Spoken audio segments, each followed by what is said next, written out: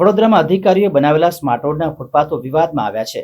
10-10 ફૂટ પહોળા બનાવેલા ફૂટપાથો પર થયેલા દબાણને કારણે વધેલા અકસ્માતને લઈ તાત્કાલિક દબાણ દૂર કરવા સ્થાનિકોએ માંગ કરી છે। વડોદરા શહેરમાં સ્માર્ટ રોડ બનાવવા અધિકારીઓ બીડું ઝડપ્યું હતું અને ટૂંકા ગાળામાં અંદાજે 32 કરોડના ખર્ચે વડોદરા શહેરના 4 ઝોનમાં સ્માર્ટ રોડ બનાવવામાં આવ્યા હતા, જેમાં વરસાદી પાણીના નિકાલ ઉપરાંત સ્માર્ટ લાઇટો, મોટી ફૂટપાથો અને લખોટી ગગડે તેવા રોડ બનાવાયા હતા।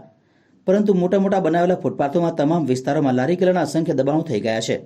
રાત્રિના સમયે લારી ગલ્લા ધારકો ટેબલ ખુરશીઓ નાખી હોટલની જેમ ગ્રાહકોને સેવા આપી રહ્યા છે, જેના પગલે રોડ ઉપર પાર્કિંગ થઈ રહ્યા છે અને સાથે ફૂટપાથ પર લક્ઝરી બસના પાર્કિંગ, ગેરેજના પાર્કિંગને પગલે રહીશોને રોડ ઉપર ચાલવાનો વખત આવ્યો છે।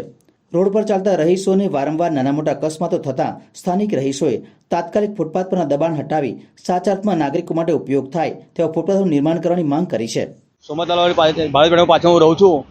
અહીંયા હોસ્પિટલો 4 રસ્તા પર આવેલી છે, પરંતુ કોર્પોરેશને રોડ કાપીને ફૂટપાથ બનાવી છે, સારું કાર્ય કર્યું છે, પણ પબ્લિકને બિલકુલ કોઈ કામ લાગતી નથી, કારણ કે એટલું બધું દબાણ થઈ ગયું છે। આ બધું લારી ગલ્લા છે, તમે ગાડીઓ જુઓ અને એટલું બધું આમ તમને પબ્લિકને ચાલવાની જગ્યાએ જુઓ, પેલા બેન જાય છે રોડ વચ્ચે જાય છે, જુઓ તમે જોઈ શકો છો, અને વારંવાર એક્સિડન્ટ થાય છે, પણ કોઈ કોર્પોરેશન કે પોલીસની અધિકારી કોઈ ધ્યાન આપતું નથી આ બાબતે।